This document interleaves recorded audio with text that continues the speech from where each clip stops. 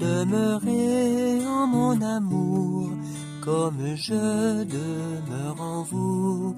Ainsi tous reconnaîtront que vous êtes mes amis. Demeurez en mon amour, comme je demeure en vous. Ainsi tous reconnaîtront que vous êtes mes amis. Tu as été fidèle pour peu de choses. Entre dans la joie de ton Seigneur. Bienvenue et bonjour à cette réflexion et cette question de la semaine sur l'Évangile du 30 août 2025, l'Évangile de Jésus-Christ. Alléluia, Alléluia, Alléluia, Alléluia.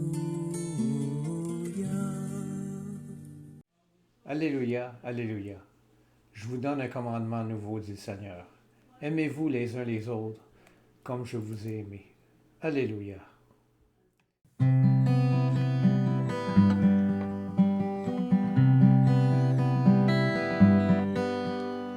Alléluia, Alléluia, Alléluia, Alléluia, Alléluia, Alléluia, Alléluia, Alléluia.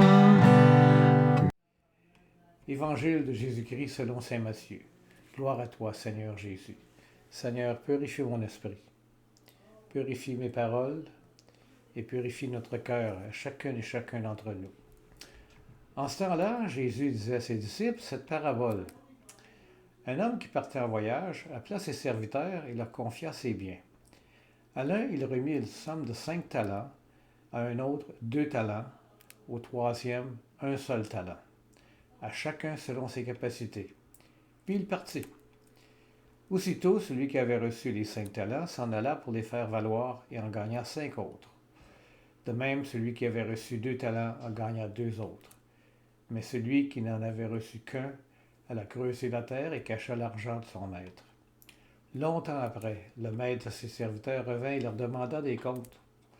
Celui qui avait reçu 5 talents s'approcha et présenta 5 autres talents, et dit, « Seigneur, tu m'as confié 5 talents, voilà, j'en ai gagné 5 autres. » Son maître lui déclara, « Très bien, serviteur bon et fidèle. Tu as été fidèle pour peu de choses, je t'en confierai beaucoup. Entre dans la joie de ton Seigneur. » Celui qui avait reçu 2 talents s'approcha aussi et dit, « Seigneur, tu m'as confié 2 talents. Voilà, j'en ai gagné 2 autres. » Son maître lui déclara, « Très bon, Seigneur bon et fidèle. Tu as été fidèle pour peu de choses, je t'en confierai beaucoup. Entre dans la joie de ton Seigneur. » Et celui qui avait reçu 1 seul talent s'approcha aussi et dit, « Seigneur, je savais que tu étais un homme dur. Tu moissonnes là où tu n'as pas semé, tu ramasses là où tu n'as pas répandu le grain. J'ai eu peur, je suis allé cacher ton talent dans la terre. Le voici, tu as ce qui t'appartient. » Son maître lui répliqua, « Serviteur mauvais et paresseux, tu savais que je moissonne là où je n'ai pas semé, et que je ramasse le grain là où je n'ai pas le répandu. Alors il fallait placer mon argent à la banque. À mon retour, je l'aurai retrouvé avec les intérêts. Enlevez-lui donc son talent et donnez-le à celui qui en a 10. Car à celui qui a, on donnera encore. Il sera dans l'abondance. Mais celui qui n'a rien, se verra enlever même ce qu'il a.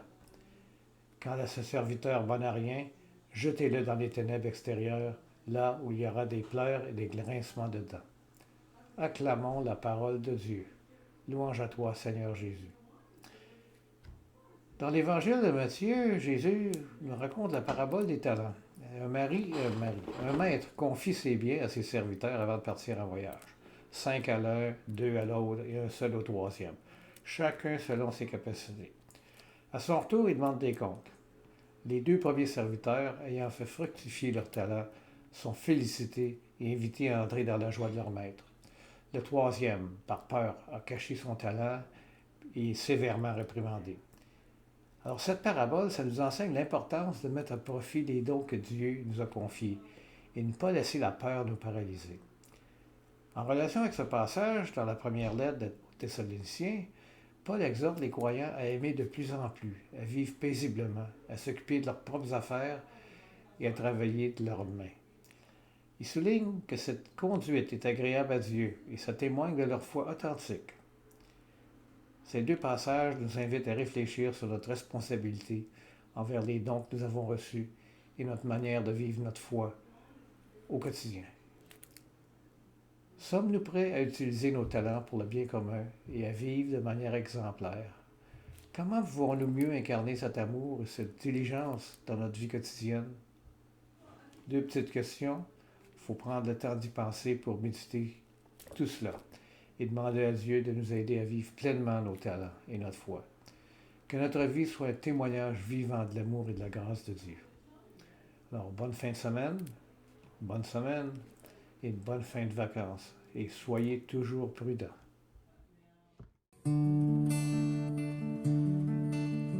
Dieu a semé la parole comme on sème le grain, pour que les blés du royaume lèvent jusqu'à la fin.